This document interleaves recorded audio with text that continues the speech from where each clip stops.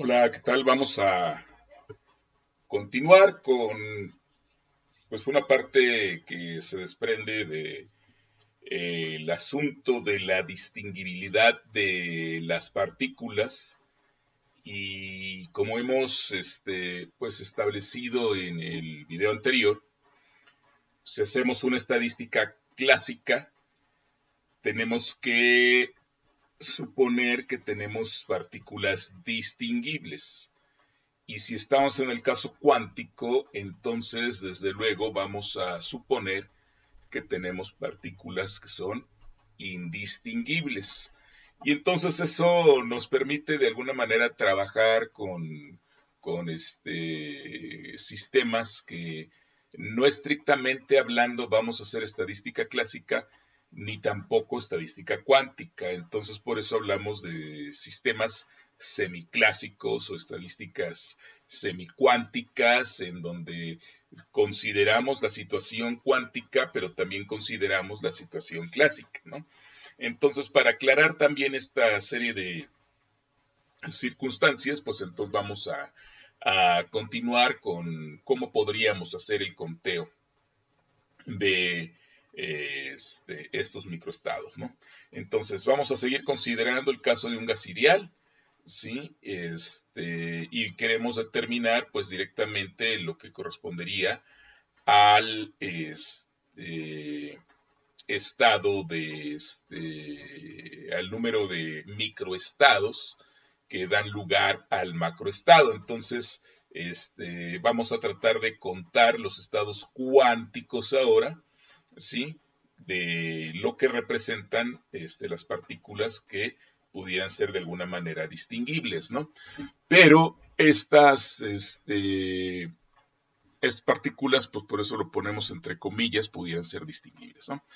Este asunto pues nos va a permitir obtener un número absoluto para el número de microestados y desde luego por la conexión que tenemos con la termodinámica, si conocemos o tenemos un número absoluto de microestados del conteo que fuimos haciendo, vamos a tener también pues desde luego una entropía absoluta, ¿verdad?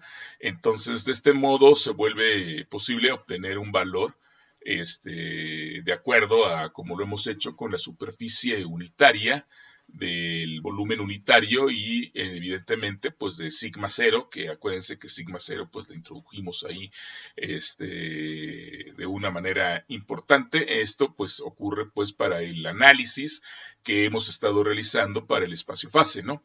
Pues el cual ahora desde el punto de vista como lo vamos a trabajar o a estudiar, pues será un tanto desconocido, ¿no? Muy bien, entonces el problema de mecánica cuántica de una partícula en una caja cúbica es uno de los problemas clásicos que se estudian cuando se estudia la mecánica cuántica. Entonces esta caja cúbica tiene una extensión L, una longitud, es una caja que se tiene ahí de cierta longitud y bueno, dentro de la caja pues ocurren cosas interesantes, ¿no? Se puede ver el movimiento de una partícula en una caja y bueno, se está ampliamente discutido, ustedes lo pueden revisar en cualquier libro de mecánica cuántica, este problema de una partícula en, en una caja. Y pues desde luego, la extensión de la caja es L, ¿sí? Y bueno, da como resultado lo que se obtiene de esta forma, pues es precisamente funciones de onda, ¿no? La solución de la ecuación de Schrödinger, lo que nos va a ofrecer son funciones de onda y esta sería la solución, que sería la solución de la función de onda en de alguna manera tres dimensiones, ¿no? tenemos una amplitud para la función de onda y tenemos aquí pues evidentemente los senos donde pues existe el frente de onda en cada una de las tres direcciones, el frente de onda en la dirección K, el número de onda en la dirección Y, el número de onda en la dirección Z y pues evidentemente pues la distancia, ¿no? Entonces este frente de onda, este número de onda pues se puede escribir como n pi entre L, donde se le colocan las propiedades de la caja, que en este caso sería la longitud L de la caja. Tenemos una caja cúbica, L en X, L en Y y L en Z. Y entonces, pues nuestra solución o la función de onda completa de esa partícula moviéndose en tres dimensiones, pues entonces se establece como lo que representa la ecuación 68, ¿no? Donde evidentemente n de x, n de y y n de z, pues son los famosos números cuánticos, ¿no? Entonces, de acuerdo a esta función de onda, la solución de la función de onda nos proporciona lo que son los famosos eigenvalores y estos eigenvalores están asociados a la energía. Entonces tendríamos una eigenenergía o una energía propia, un valor propio de la energía, en el caso cuántico, que estaría dado precisamente por este valor que nosotros tenemos aquí, donde este valor propio de la energía pues está dado en términos de la h barra multiplicado por k, donde k es el número de onda al cuadrado sobre 2m, ¿no? Donde 2m es precisamente pues la masa de la partícula y es el 1/2 de la masa. Entonces, esto pues de alguna manera está relacionado precisamente con la energía h nu y la energía cinética que pueda tener o la energía en términos de la frecuencia que pueda tener una partícula que describe un comportamiento ondulatorio. Entonces, esta expresión se puede poner en términos de evidentemente esta es la magnitud del vector de onda, entonces aquí lo tenemos ya de esta forma, y esta h barra pues debe estar en términos justamente de la h normal, y evidentemente es h medios al cuadrado, ¿no? Al cuadrado, pues porque aquí está el cuadrado, no por otra cosa, ¿no? Entonces sabemos que la h barra, pues es h sobre 2, ¿no? Entonces, pues si cambiamos la h barra por la h sobre 2, entonces si es 2 al cuadrado, me queda 4 por el 2 que yo tengo aquí, me queda el 8, la masa, y evidentemente, pues bueno, este número k entre L es la forma en que nosotros tenemos precisamente este término que aparece aquí, ¿no? Aquí creo que me hace falta un pi por el k que aparece, aquí debería haber una pi cuadrada también, ¿no? Me parece, sí, entonces, así es como lo tendríamos, ¿no? Muy bien, entonces, este sería pues el valor de la energía, que proviene pues precisamente de resolver la ecuación de Schrödinger.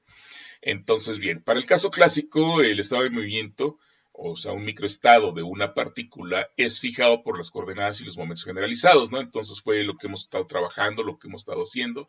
Si conocemos las coordenadas generalizadas y conocemos los momentos, entonces, pues evidentemente podemos describir el hamiltoniano. Y una vez descrito el hamiltoniano, podemos ir trabajando como ya se estableció, de tal manera de poder encontrar precisamente el volumen de aquella hiperesfera, y este volumen de aquella hiperesfera, su derivada con respecto a la energía, pues nos proporcionará de alguna manera el número de microestados. Y ahora con lo que aprendimos en el video anterior, pues ese número o ese volumen de la hiperesfera, al derivarlo con respecto a la energía que me daría el número de microestados, todavía lo tengo que dividir entre el factor de Boltzmann, de Gibbs, para tener precisamente el conteo preciso correcto del número de microestados que dan lugar al macroestado, ¿no? Entonces, bien, eso es en el caso clásico.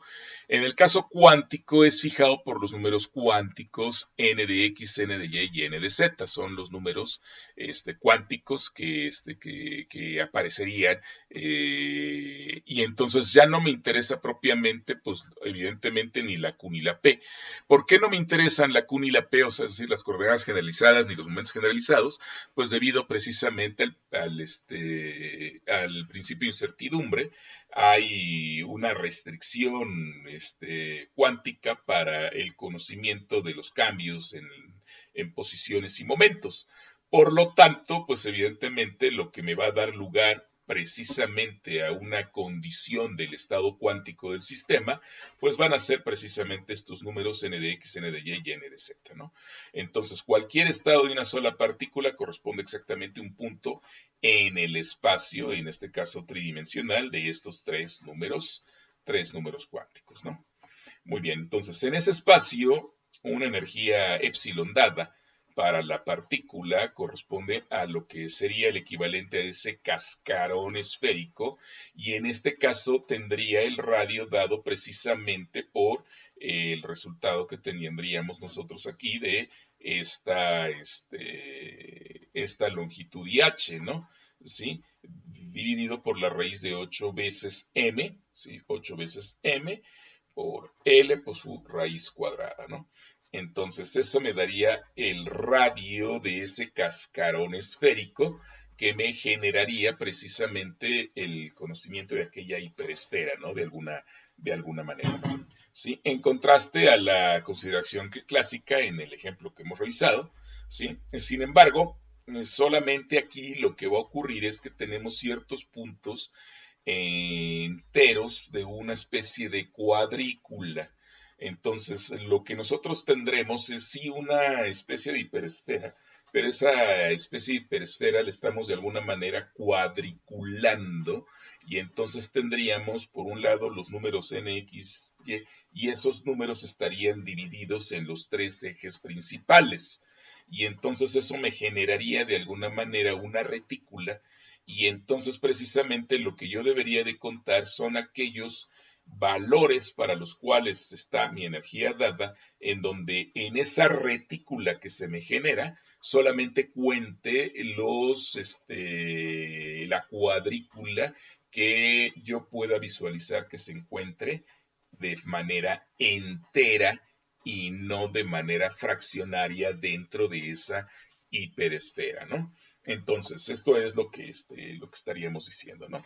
Entonces, solo se consideran puntos enteros de la cuadrícula que se encuentran en esa esfera, y son posibles los estados de una sola partícula para esta cierta energía que está dada, ¿no? Entonces, ese es lo que tenemos para el caso, pues evidentemente de una partícula, ¿sí? En el caso de esta partícula, sí podemos hacer pues precisamente la extensión a a más partículas, ¿no?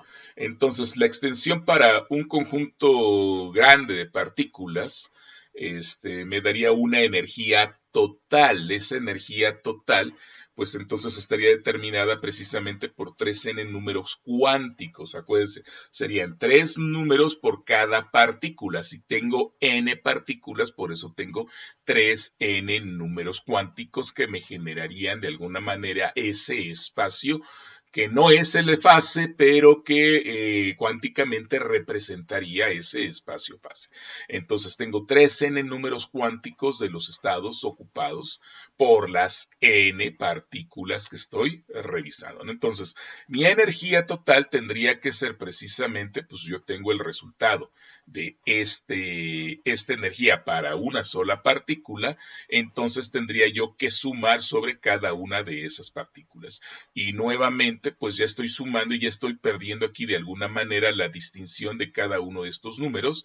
Ya no me interesa propiamente si está en X, en Y o en Z, que es como en el caso de las coordenadas, sino que simplemente estoy sumando sobre cada uno de esos números hasta un total de 3n partículas, que serían el número de grados de libertad, 3n dimensiones, ¿no? Entonces estoy tratando con un espacio 3n dimensional y por lo tanto yo debería de poder entender, digo, abstractamente o de forma abstracta, que se me está generando dentro de ese espacio 3n dimensional una hiperesfera de energía. Acuérdense, si yo quiero calcular el volumen de esa hiperesfera, o la superficie más bien de esa hiperesfera, entonces esa superficie de esa hiperesfera tendría que ser de 3n-1 dimensiones, ¿no?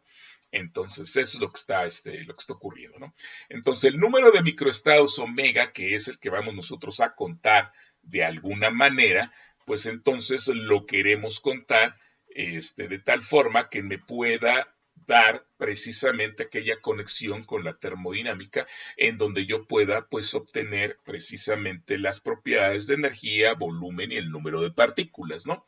Donde de antemano pues yo conozco y yo sé que el volumen que voy a manejar en este caso es el volumen correspondiente a pues aquella caja cúbica en donde yo tengo longitud, longitud y longitud, ¿verdad? Entonces tengo tres espacios, ¿no? Pongo acá, sí, que tengo largo, ancho y alto, ¿verdad? Entonces mi volumen, pues me daría una caja cúbica de longitud L, ¿no? Entonces omega, que aparece aquí, es el número de microestados de una situación macroscópica que es dada, ¿no? Entonces, y es solo el número de puntos enteros que yo puedo contar dentro de esa cuadrícula, y son los puntos enteros, no los puntos fraccionarios, sino los puntos enteros que puedo contar dentro de esa cuadrícula, dentro de esa superficie energética, superficie de energía, que me permitirían de alguna manera contar esos valores que están dentro, de alguna forma, dentro de esa hiperesfera de energía, ¿verdad? Entonces, eso es lo que, pues lo que tenemos, ¿no? Sí. Bien, la función omega, ahorita vamos a ver, aquí les hablo de una figura, pero no les inserté la figura, ya no me dio tiempo de elaborarla, pero ahorita vamos a ver que la función omega en el fondo, pues lleva una manera irregular, bastante irregular, y que entonces no es posible determinarla de alguna forma, ¿no? Entonces vamos a empezar a trabajar para que podamos ver cómo funciona precisamente este conteo que tenemos que ir haciendo, ¿no? Entonces, el caso de una simple partícula, esto quiere decir cuando n es igual a 1, puede ser posible que más o menos incluso no haya puntos dentro de la cuadrícula, ¿no? O sea, tengo mi hiperesfera y probablemente para ciertos valores de energía, los valores que yo haya determinado de la energía, en el caso de una partícula de un 1, entonces seguramente la cuadrícula no me genere, no me considere que haya valores enteros de esa cuadrícula, ¿no? ¿Sí? Pero bueno, de acuerdo, hay muchos modos distintos en que se pueda subdividir ese número, ¿no? Entonces, si yo tengo mi energía, pues yo tendría esa energía que hemos llamado energía estrellita, debe ser igual a 8m por L cuadrada por el valor de la energía por la H cuadrada, ¿no? Entonces, dentro de una suma de 3, en total serían 3n números cuadráticos. Entonces, el número omega se incrementará evidentemente de manera rapidísima. Por lo tanto, el radio de la esfera irá de alguna manera creciendo conforme nosotros vayamos metiendo más partículas. Y entonces, ¿eso qué quiere decir? Que si para una sola partícula es muy probable que yo no pueda tener una retícula visual en cierta forma, conforme yo vaya metiendo más partículas dentro del sistema, entonces estoy subdividiendo más los valores de la energía porque tengo que hacer una suma completa del número total de partículas y entonces esa retícula la voy a ir cerrando. Y entonces quiere decir que aunque yo tenga la misma hiperesfera con el mismo valor de la energía, voy a empezar a tener en esa retícula ciertos cuadrados de la retícula que van a estar de manera entera en el interior de esa hiperesfera que me van a permitir contar esos espacios o esos cuadrados de esa retícula y que van a contribuir precisamente al valor del número de microestados que generan el macroestado, ¿no? Entonces es lo que está ocurriendo, ¿no? Entonces, para que lo podamos de alguna manera comprender un poquito más, pues bueno, vamos a usar un ejemplo con n igual a 3, ¿no? Vamos a tener n igual a 3 partículas, entonces, ¿qué es lo que me dice si tengo 3 partículas? Que voy a tener, por lo tanto, 9 números cuánticos, ¿no? 3 en X, 3 en Y, 3 en Z, son 3 más 3 más 3, me da los 9. Como yo ya perdí la etiqueta, ¿sí? Nuevamente pierdo la etiqueta, en esta ocasión la pierdo por el principio de incertidumbre de Heisenberg, entonces solamente me interesan esos números cuánticos y yo sé que tengo 9 números cuánticos desde n igual a 1 hasta n igual a 9, ¿no? Entonces, el menor estado cuántico, el estado cuántico con menor energía, va a resultar si todos los números cuánticos tienen el valor de 1, ¿sí? Todas las partículas se encuentran en el estado más bajo de energía. Entonces usamos la notación que es conocida en física atómica y física química. Entonces vamos a poner el estado que sería el primer estado, el estado número 1, y vamos a poner el número de ocupación que tenemos en ese estado.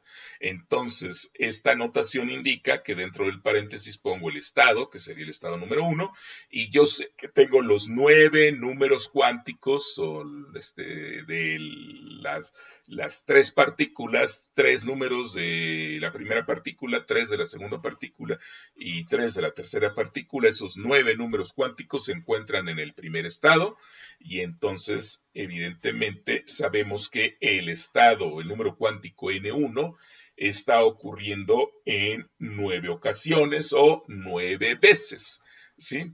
Y entonces su correspondiente energía, que sería una energía dimensional, tendría que estar escrita como 8 por m por l cuadrada por el valor de la energía de h al cuadrado, ¿no?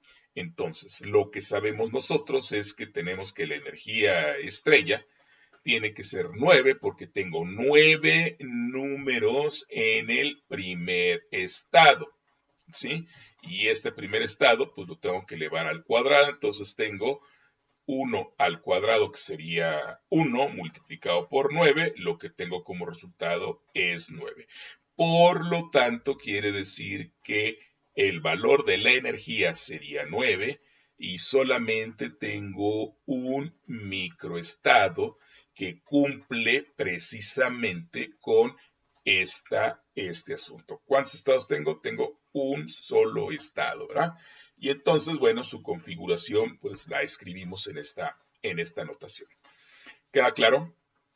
Muy bien. Entonces, si queremos investigar el siguiente estado, pues bueno, vamos a suponer que en el siguiente estado lo que tenemos es que de las 9, acá lo tengo, de los 9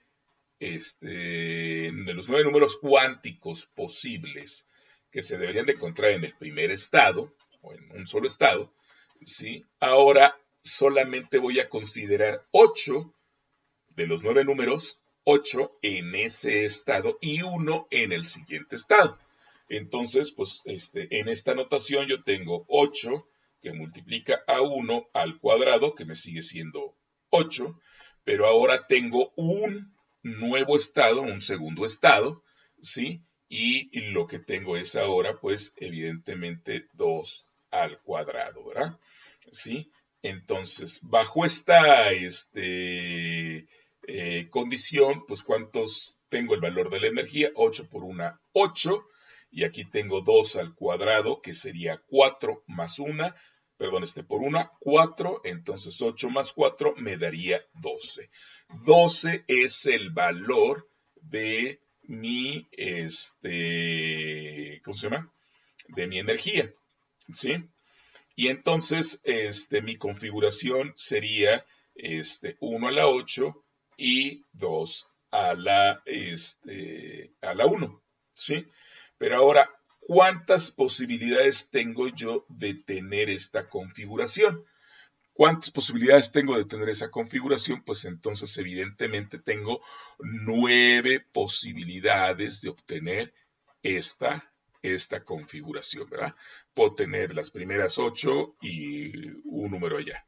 Puedo intercambiar, tengo un segundo, puedo intercambiar la tercera y así me voy, entonces tengo 9 posibilidades de obtener esta misma configuración, ¿no? Entonces, tomamos en cuenta que omega ahora yo tengo 9 microestados de esta configuración, ¿sí?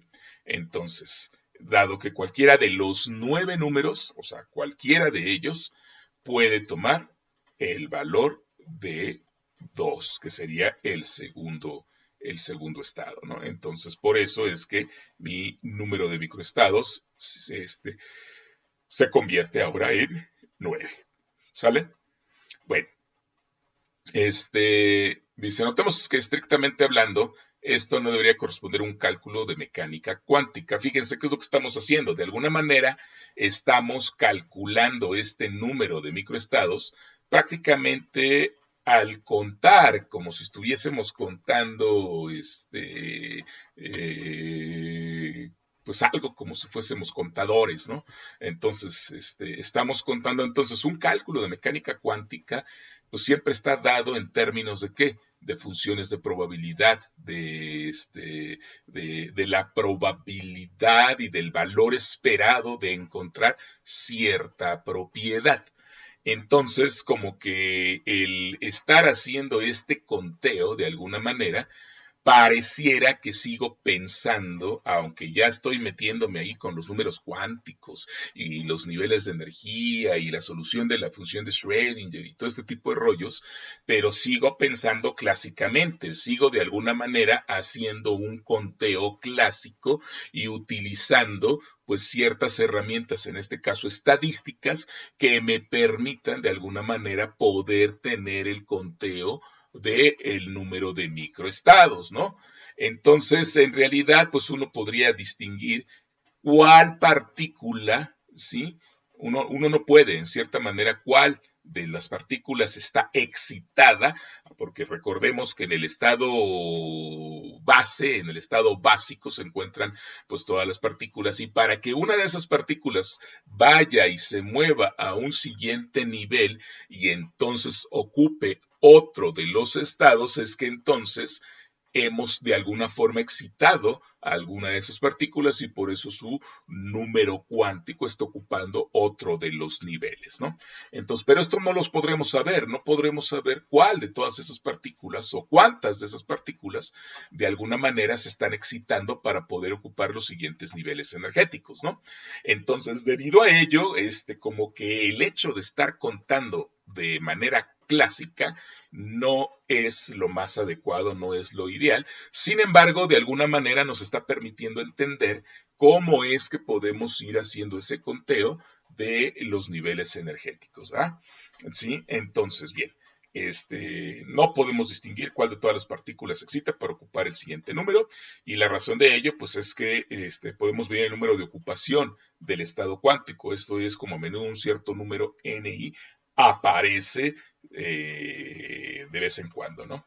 Entonces, lo que queremos de alguna manera es pues delinear, ¿no? Completamente pues lo que puede ocurrir desde el punto de vista cuántico. Ahora, no necesariamente este tratamiento que estamos explicando ahorita es el tratamiento neto que se hace para un análisis estadístico cuántico.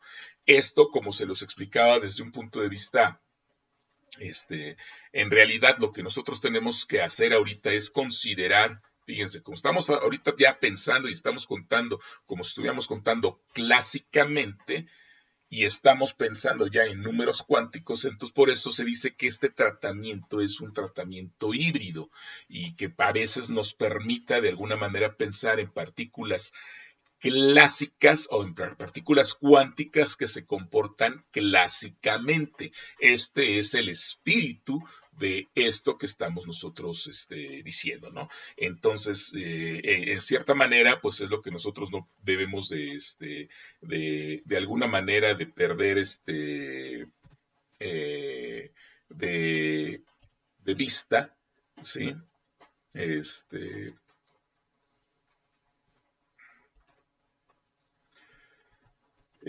bueno, entonces, pues estamos utilizando una manera clásica para contar, ¿sí? Pero y el correcto uso de la estadística debería ser cuántica, es decir, considerar indistinguibilidad de partículas. Y esta indistinguibilidad de partículas, de alguna manera la debiéramos de tomar. Aquí esta es una expresión latina, dice ab initio, entonces la debíamos de contar o de considerar desde el inicio, es lo que estamos diciendo, ¿no? No nada más al momento de estar haciendo el conteo, sino ya debiéramos estar pensando que todo es desde el punto de vista cuántico, ¿no?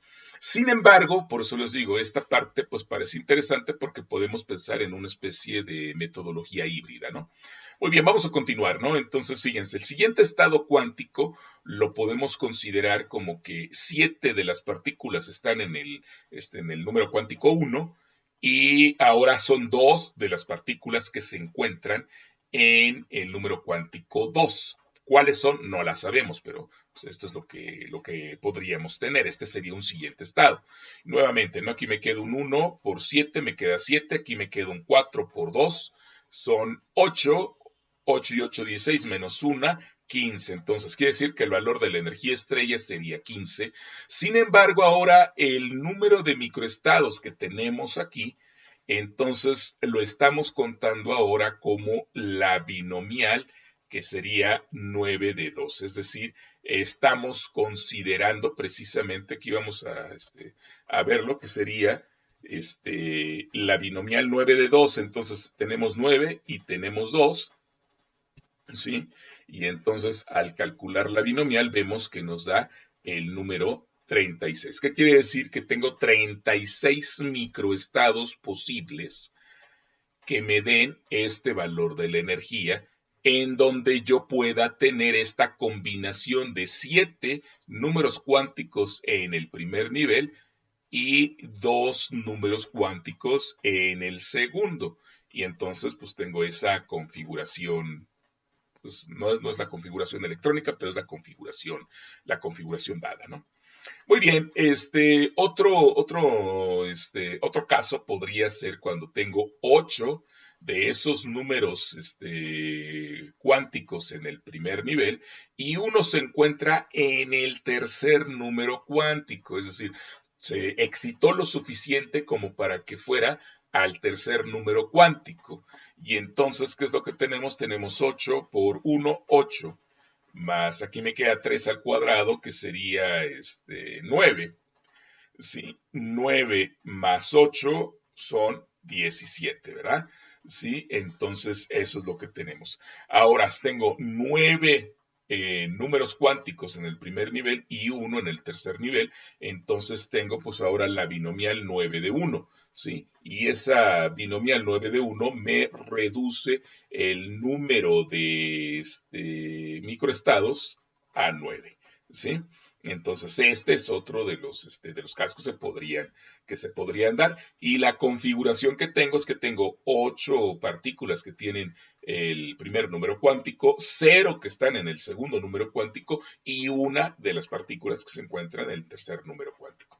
Y bueno, de esta manera podríamos ir procediendo. Fíjense en el siguiente caso, que es lo que tengo. Tengo 6 partículas que tienen el primer número cuántico, 3 partículas que tienen el segundo número cuántico y evidentemente tengo ahora esta combinación 9 de 3. Vamos a hacer esta 9 de 3, ¿sí? Ahí la tenemos. 9 de 3 me debe dar 88 microestados con esta configuración y 3 por 3.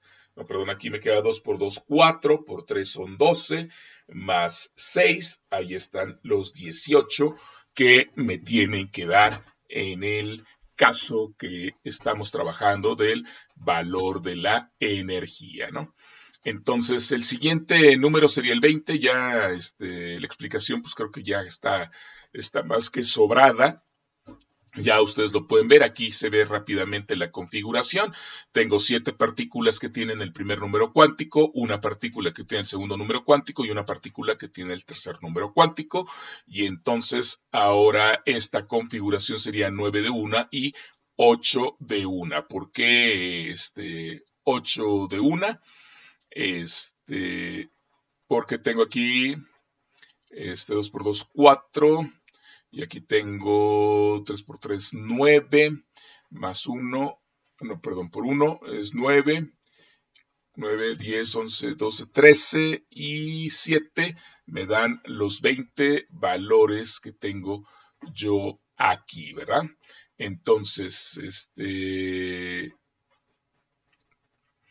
esta configuración debiera darme, si aquí yo tengo 9 en el primer número, 9 de 2, y aquí tendría yo 9 de 1 y 8 de 1, ¿no? Porque tengo, más bien aquí debería ser 9 de 2 y 8 de 2, es lo que según yo, y 8 de 1 es lo que según yo debería de haber, ¿no? Entonces 9 de 2 y 8 de 1, ¿sí?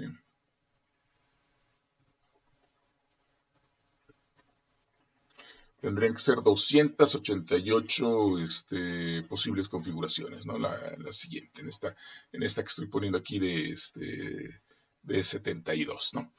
Pero bueno, entonces, pues así nos vamos. Y entonces podemos ir encontrando pues todos los posibles valores de la energía, todas las posibles configuraciones y evidentemente el conteo de los números que me van a dar el número de microestados que generan el macroestado, ¿no? Evidentemente, estos son los números, ¿no? Entonces, como podemos ver, omega es de hecho muy irregular. Fíjense, empiezo con un valor de ¿cuánto? Empecé con un valor de 1, que fue la primera omega, luego me voy a un valor de 9, luego me voy a un valor de 36, luego regreso a un valor de 9, luego un valor de 84, un valor de 72, luego un valor de 126. Y entonces, como ven, no hay una secuencia, no hay una forma en que nosotros podamos, pues de alguna manera, digo, si no fuera por la binomial, de alguna manera obtener una relación, ¿no? Entre el número de números cuánticos que están ocupados, es decir, entre la configuración y el valor de los números de microestados. Entonces, evidentemente, omega, pues bueno, es muy irregular, ¿verdad? Entonces, el parámetro estrella está dado pues para un radio dado por la raíz de estrella, ¿no? De la esfera, en este caso 3n dimensional, ¿sí? Entonces, por ejemplo, para un punto de 36, en el otro, pues tenemos un punto de 9 de la misma esfera. Por eso decimos que es bastante, bastante irregular, ¿verdad? Sin embargo, ¿qué ocurre con omega? Omega se incrementa fuertemente conforme se va incrementando la energía, ¿no? Aquí fíjense, teníamos una energía de 9 y tenemos un omega de 1, pero conforme aumenta la energía, la última energía que teníamos aquí calculada es es una energía de 21, pero tenemos un omega de 126.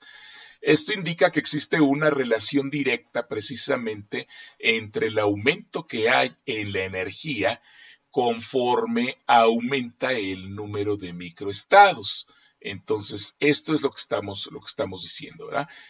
En promedio, omega se incrementará conforme se aumenta la energía, es decir, son directamente proporcionales, ¿verdad? Si omega fluctúa fuertemente con la energía, ¿sí? Entonces la propiedad termodinámica del sistema, la cual es derivable precisamente del logaritmo natural de omega, en este caso la entropía, ¿sí?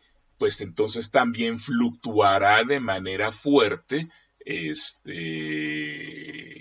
como lo haría la energía, ¿verdad? Sin embargo, pues en la experiencia, pues lo que nosotros sabemos es que evidentemente no hay una fluctuación como tal. El hablar de una fluctuación fuerte implicaría precisamente eso, que a veces va aumentando y a veces va disminuyendo, a veces va aumentando y a veces va disminuyendo. Y lo único que nosotros sabemos es que precisamente el valor de la entropía siempre tiende a aumentar por el principio máximo de la entropía, ¿verdad? Eso quiere decir que las irregularidades que aparecen en omega simplemente expresan el hecho de que el sistema no puede asumir estados de energía arbitrario. Esto lo podemos traducir de alguna manera como diciendo que hay microestados que no son accesibles al sistema. Es decir, yo puedo hacer el conteo aquí con todos los posibles estados que se me ocurran de los 9 valores que pueden tener los 9 números cuánticos que aparecen allí. Pero eso no quiere decir que esos estados que yo de alguna manera pueda contar, todos esos estados sean precisamente estados accesibles al sistema. Por lo tanto, sí, entonces hay que asumir que existen estados arbitrarios que no pueden absorber o que no pueden emitir energías en cantidades discretas, por lo tanto son estados que no son completamente accesibles al sistema. Digámoslo de alguna otra manera, que son estados que están vedados para el sistema, ¿no?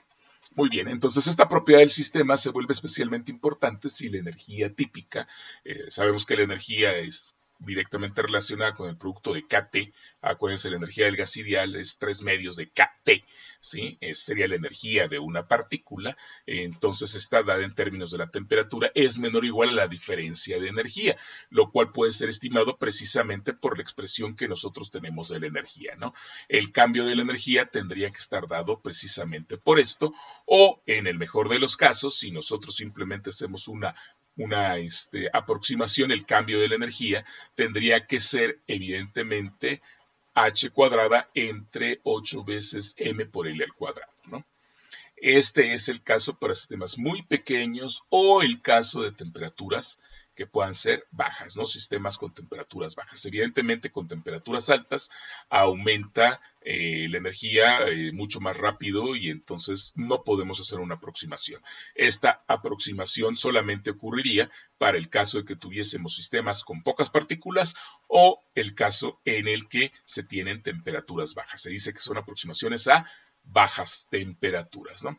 Muy bien, entonces fijar la energía total de un sistema cerrado es una idealización imposible, a menos lo menos para sistemas macroscópicos, ¿no? En realidad existe siempre un cambio de energía en el ambiente, con el ambiente, tal que estrictamente hablando, el único número de interés para nosotros debe ser el número de estados omega y que debe ese número de estados estar promediado sobre un cierto intervalo de la energía, ¿sí? Entonces, lo que nosotros debemos obtener al final de la historia es calcular el número de todos los microestados eh,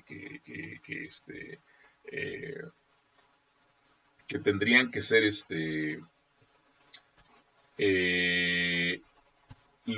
¿cómo se llaman? Los cuadrados en la retícula que hemos formado en esos ejes principales de los números cuánticos y que están dentro de esa hiperesfera y esa retícula que se va formando, les digo, es para que lo podamos entender como si fuera mi hiperesfera una sandía, y entonces yo voy cortando esa sandía en cuadritos, ¿no? ¿Sí? Y entonces al ir cortando esa sandía en cuadritos, voy trazando esos cuadritos en la dirección de los 3 ejes de los números cuánticos que aparecen allí, y entonces voy a tener cuadritos. Cuando yo pueda considerar un cuadrito completo de ese pedazo de la sandía, que es una sandía completamente esférica, melón, por ejemplo, ¿sí? Entonces, ese cuadrito, ese cubito que yo puedo obtener, lo cuento como un microestado. Pero los pedazos que están precisamente casi en la superficie, que al cortarlos no son precisamente enteros, sino que son fraccionarios por efecto del corte de la retícula, esos no los cuento, solamente voy a contar los enteros, ¿no? Entonces, lo que estoy diciendo es que cuento ese número de cachitos que son verdaderamente enteros y luego los voy a promediar dentro de un intervalo delta de E. Este intervalo, sí, evidentemente sería el intervalo de energía que va hasta en donde se hizo el corte, ¿verdad? Entonces ese cascarón esférico de esa hiperesfera es lo que me va a permitir considerar precisamente el número de microestados que se tiene, ¿no? Entonces, esto es lo que tenemos. Entonces tenemos una suma, perdón, una suma completa de ese número de microestados y voy a considerar, porque siempre me van a dar que los valores enteros se encuentran precisamente aquellos valores cuyas energías son menores o iguales a lo más, digo, puede ocurrir, ¿no? Que dado el valor de la energía que yo tengo, al momento de hacer mis cortes, yo puedo encontrar precisamente que hasta la superficie puedo todavía rescatar, dependiendo de las curvaturas que tenga y dependiendo de la retícula que hice, pueda yo rescatar un cuadrito completo y que pueda ser entero. Entonces, por eso, pues consideramos que los cuadritos enteros los vamos a encontrar siempre en el interior de esa hiperesfera. Y entonces vamos a sumar sobre esos posibles valores. De estos valores, evidentemente, aquí ya hemos cambiado a una energía prima. No es que sea derivada, sino que es una energía distinta, evidentemente, al valor de energía que hemos fijado como límite para la superficie de aquella hiperesfera, ¿no?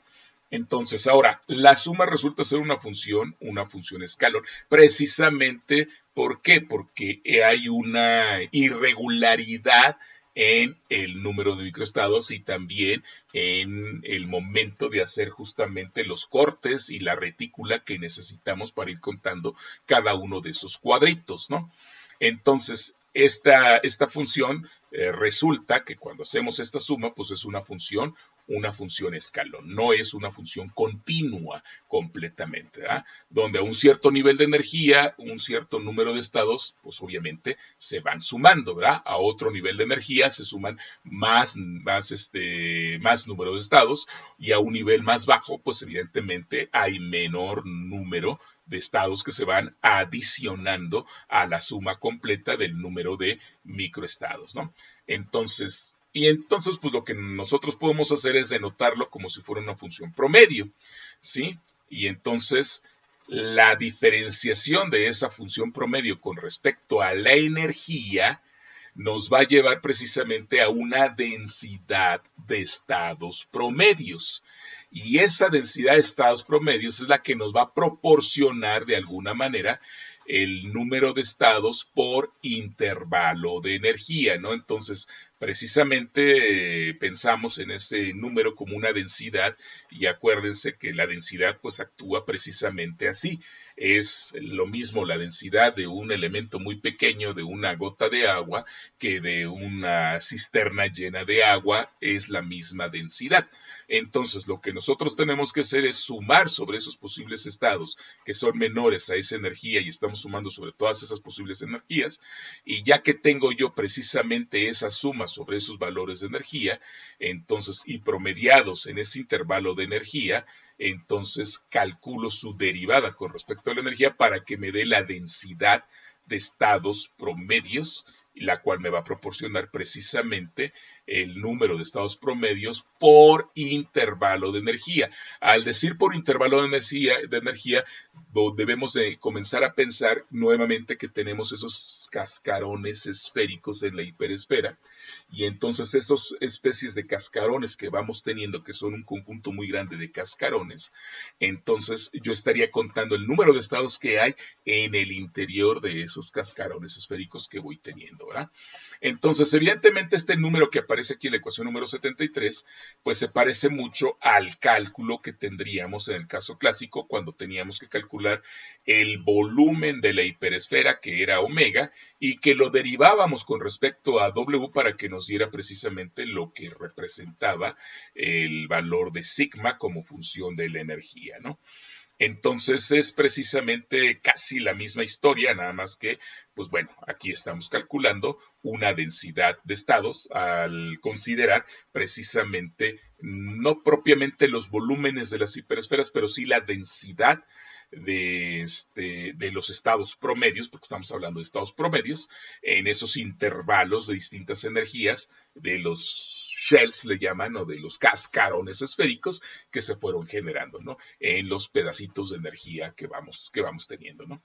Entonces, en vez del volumen del espacio-fase, como nos comentaba W, sobre la energía, ahora tendremos un número medio de puntos reticulares que le hemos llamado sigma, y entonces lo tendremos sobre la energía. En el caso clásico teníamos el volumen de la hiperesfera y lo teníamos sobre la energía, por eso calculábamos la derivada de W con respecto a E. En el caso cuántico tenemos la suma de esos posibles estados que se encuentran en el interior de esos cascarones esféricos y lo tenemos de alguna manera promediado sobre la energía, ¿no? Entonces, muy bien. El número promedio de estos puntos reticulares sobre la energía, pues tiene que ser E. Sin embargo, es proporcional al volumen del octante positivo Ni mayor que cero sobre la energía E igual a una constante, que son los valores de energía que ya hemos calculado anteriormente, ¿no? Dado que todos los puntos reticulares existen, corresponden a un cubo unitario, que es precisamente lo que les he estado explicando del cubito del corte que hicimos de la sandía. Ese cubito entero que yo salgo es precisamente ese punto reticular que yo estoy contando como uno de los estados, ¿sí? Entonces, evidentemente, lo tengo que dividir en el octante positivo, es decir, para los números cuánticos mayores que 1, sobre los valores de un cierto valor de la energía mayor que 0, ¿no? Entonces, el número de puntos reticulares es justo igual al volumen del octante dividido por el volumen del cubo unitario. Ahora, el volumen del cubo unitario en el espacio n de x, n de y y n de z, pues tendría que ser igual a 1, ¿verdad? El volumen completo de ese cubo, ¿sí? Sin embargo, el volumen de la esfera 3n dimensional es justo igual al número promedio de puntos reticulares. En principio tendremos el mismo problema que en el caso clásico, pero evidentemente ahora no podemos hacer uso de la sigma cero, que es precisamente la constante que introducimos en el caso clásico para igualar el volumen con con los valores de la energía, ¿no? Entonces, pues no aparece, no hay manera, ¿no? De poderlo meter.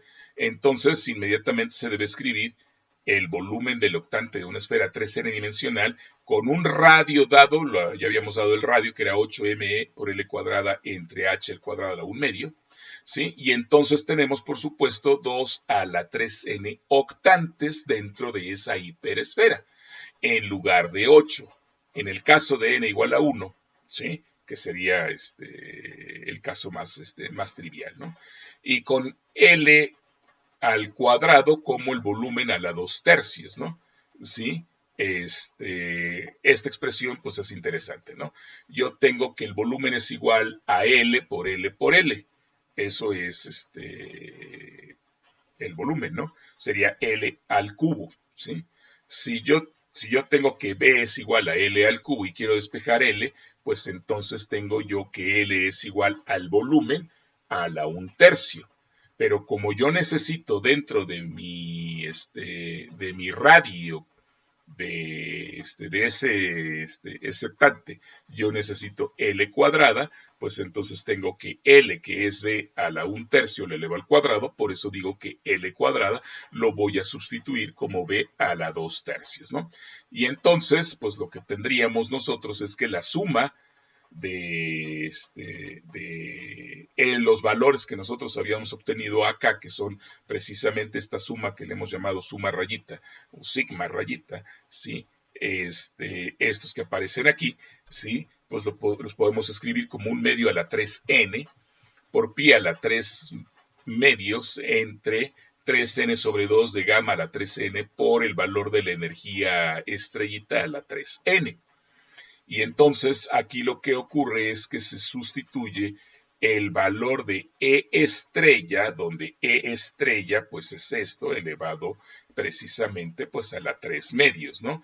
Y entonces de aquí se despeja E estrella y se calcula y se sustituye pues el valor del radio que nosotros tenemos y entonces obtenemos precisamente esta expresión en términos pues ya como explicamos de este volumen a la 3 medios y todos los demás valores que aparecían, ¿no? Estos se quedan ahí, el pi y los valores que aparecen o se deducen de ¿no? Entonces, eso es lo que tenemos y entonces aquí solamente lo que estamos haciendo es sumar todos estos posibles valores, ¿no? Entonces, ahora de la ecuación 31 y 32 sabemos que el radio de la esfera, ya lo habíamos comentado cuál era el radio de la esfera, que es la raíz de 8m por e a la b por b a la 2 tercios y que fue reemplazado precisamente por este valor. Entonces observamos que sigma pues es un número completamente adimensional, ¿verdad? Que debe de ser el número de todos los microestados cuánticos del sistema que tienen una energía menor que el valor de E que nosotros hemos fijado, ¿no?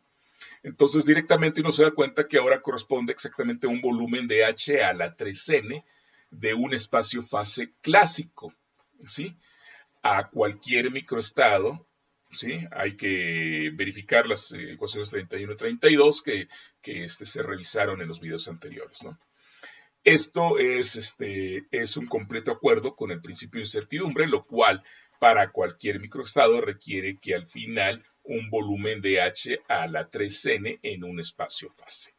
Y entonces podemos ver que se pudo reorganizar que esta H a la 3n, como se requiere la mecánica cuántica, se obtenga un volumen unitario en el espacio fase.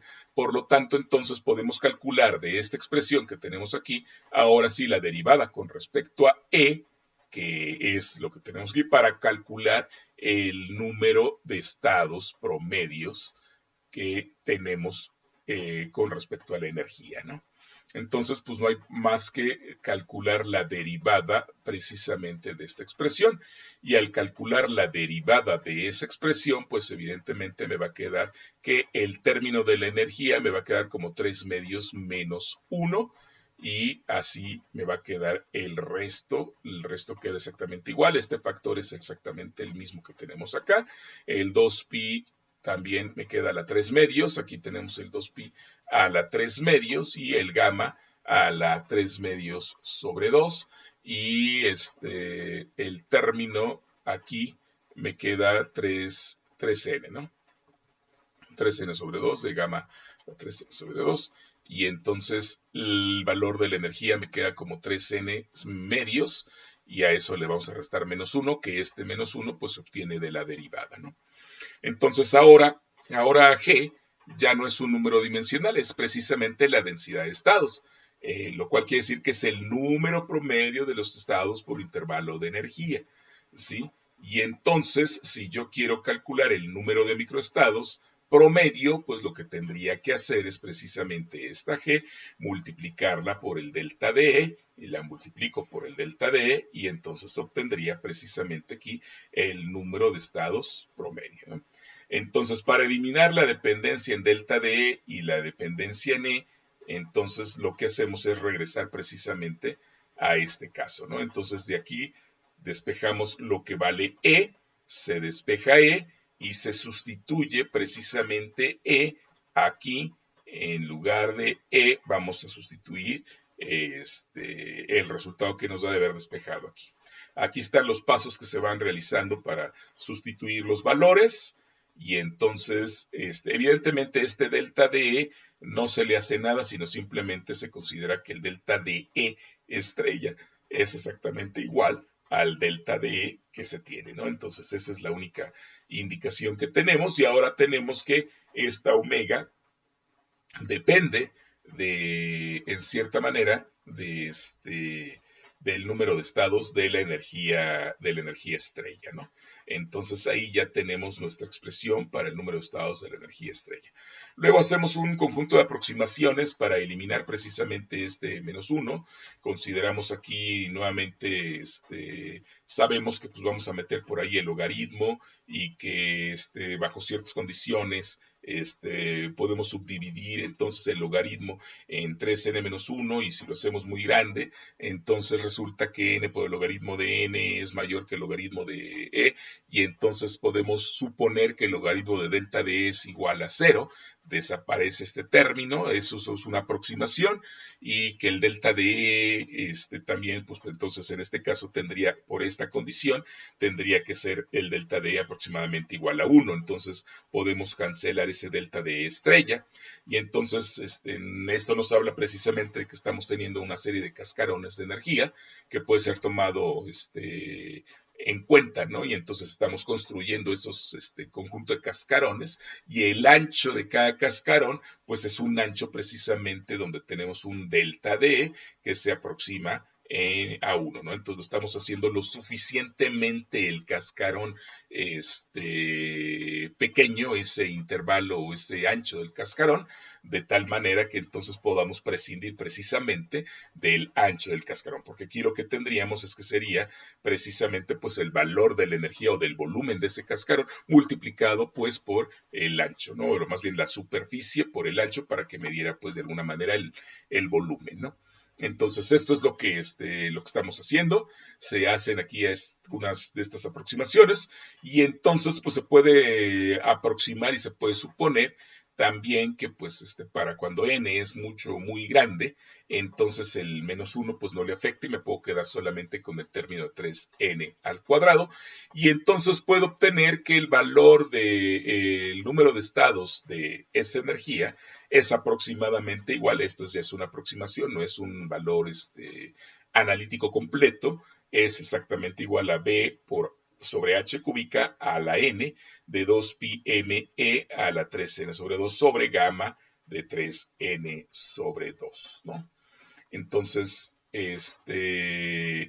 sería el número de microestados que deberíamos de considerar si tomamos en cuenta nosotros que tenemos partículas que se comportan cuánticamente, pero que el conteo del número de microestados lo estamos haciendo de alguna manera clásica. Entonces estamos teniendo un tratamiento semiclásico en donde hemos ganado algo importante y adicional: el hecho de que me parezca justamente la h cúbica, que tiene esta h cúbica mucho sentido, lo vamos a ver más adelante.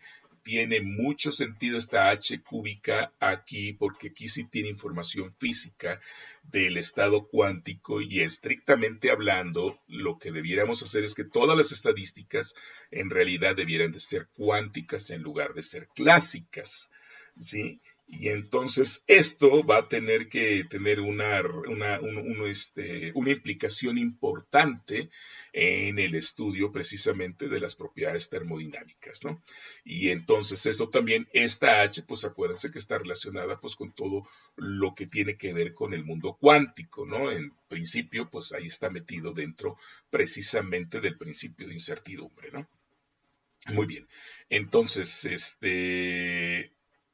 pues si h a la 3n resulta ser un número muy grande comparado con el volumen de la esfera, entonces dice que estamos hablando de un espacio-fase clásico, ¿verdad? Entonces, precisamente este valor es lo que me puede llevar a lo que puede ser el límite clásico y el límite cuántico. Por lo tanto, entonces, pues yo puedo de alguna manera, considerar que esta expresión que tengo para el conteo del número de microestados es mucho más preciso y mucho más adecuado que las expresiones anteriores, en donde no está involucrado precisamente el valor de la h cúbica que aparece ahí, ¿verdad? ¿Sí? Dado que cualquier estado requiere únicamente una comparación con un pequeño elemento de volumen. Sin embargo, en el límite clásico, el factor h de 3n regresa, ¿sí? O sea, vuelve, aparece, ¿sí? De alguna manera, a pesar de sigma y de e, ¿sí? Entonces, el resultado en 80 prepara pues la misma falta que la ecuación 33, y entonces, por lo tanto, la corrección de Gibbs que hemos presentado en el caso de la paradoja de Gibbs siempre será necesaria para que las partículas que tratamos con partículas distinguibles sean consideradas, ¿no? Entonces, si consideramos evidentemente ese factor que aparece allí, el factor de Boltzmann, perdón, el factor de Gibbs, y consideramos el hecho de que estamos haciendo un tratamiento semiclásico o semicuántico y que estamos contando ya el número de microestados de una mejor manera, entonces ya podemos establecer un resultado para la energía, perdón, para la entropía que considera pues las dos cosas importantes que hemos visto. El factor de 5 medios que aparece ahí, el factor de n que aparece aquí dentro del volumen, el factor de n, y ahora al hacer este tratamiento, el factor de h cúbica que aparece allí. Entonces, todo lo demás parece ser exactamente igual, el logaritmo, y entonces tenemos esta expresión que sería la expresión número 81, es una expresión mucho más completa. Esta ecuación se conoce como la ecuación de Scour-Tetrode, ¿sí? Y entonces, pues, evidentemente me permite conocer y me permite entender de alguna manera la conexión que tengo con la entropía, el número de estados de microestados, que ahora se vuelve con una densidad de microestados, y precisamente esta G la puedo calcular como la derivada de la sigma con respecto a E, que juega el papel del volumen de la hiperesfera, y la suma de esta cosa, pues en el fondo se convierte como 1 entre n factorial por h a la 3n de el volumen que tendríamos por allí, ¿no? Entonces, pues muy bien, con esto presentamos, pues evidentemente este término que se vuelve mucho más completo para el caso de la propiedad termodinámica y de la conexión que estamos haciendo con la termodinámica a partir del conteo de el número de microestados. Entiendo ciertamente que el material es bastante denso, hay muchas ideas bastante abstractas para poderlas comprender. Yo creo que una lectura completa del documento les puede ayudar. El álgebra está toda realizada, no van a tener mayor problema con el álgebra, pero sí hay que estarlo leyendo con cuidado estos conceptos y sobre todo toda esta abstracción que se hace, ¿verdad?, en estos espacios n-dimensionales. Pues bueno, en esta ocasión pues concluimos, hemos terminado pues esta sección, nos faltaría solamente pues hacer el cálculo completo, ¿verdad?, a partir de este número de estados y calcular las propiedades termodinámicas para el caso de un gas ideal. En este caso ya va a ser mucho más completo al introducir estos factores, tanto el factor de 1 sobre n factorial, que es el factor de corrección de Gibbs, como este factor de 1 entre h cuadrada, que es precisamente el factor que nos va a permitir hacer la conexión en el límite clásico y en el límite cuántico, ¿verdad? Entonces, cuando veamos ya el tratamiento completo para gases ideales y para los distintos ensambles, el ensamble microcanónico, el ensamble gran canónico, el ensamble canónico, vamos a ver que aparece por allí una función de onda que se conoce como la función de onda de Broglie, que fundamentalmente está en términos precisamente de ese volumen, el número de partículas, y la h de Planck, que le da sentido precisamente a los tratamientos cuánticos y que nos permite tener con mayor precisión la física de las partículas, ¿verdad? Muy bien, pues entonces hasta aquí dejamos este material y pues nos vemos en la siguiente entrega. Chao.